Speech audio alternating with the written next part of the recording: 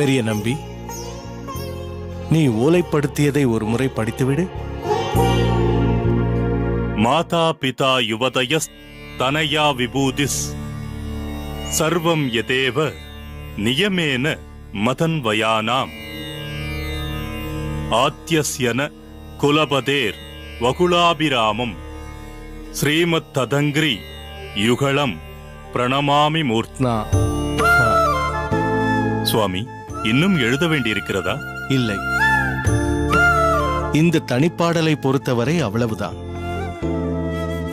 எம்பெருமானை பலவாறு அனுபவித்து அந்த பரந்தாமனை சாக்ஷாத் கண்ணனாகவே பாவித்து வேதசாரமான திவ்ய பிரபந்தத்தை, திராவிட தமிழ் வேதத்தை அருளிய நம்மாழ்வாரை பற்றிய தனிப்பாடல் துதி இது. அடியேனின் மனதில் உதித்த இவ்வரிகளை உன்னிடம் சொல்லி பட்டோலைப்படுத்தியிருக்கிறேன்.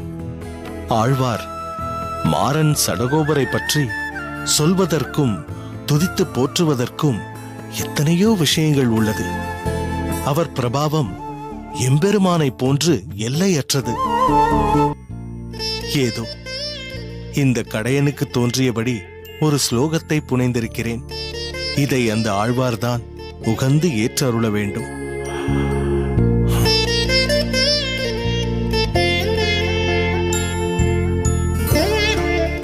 சுவாமி. சொல் மாறனேர் நம்பி. சுவாமி, இத்துதியின் அர்த்த விசேஷத்தை அடியேன் செவிக்குளிர சாதித்தருள வேண்டும் சுவாமி. பெரிய நம்பி, இவனது வினயத்தையும் ஆர்வத்தையும் பார்த்தாயா?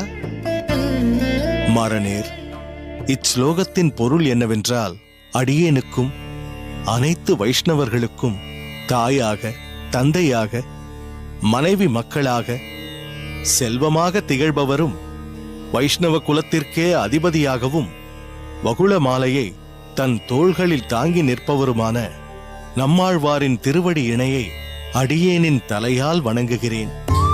இதுவே அடியேன் இயற்றிய ஸ்லோகத்தின் பொருள். ஆஹா,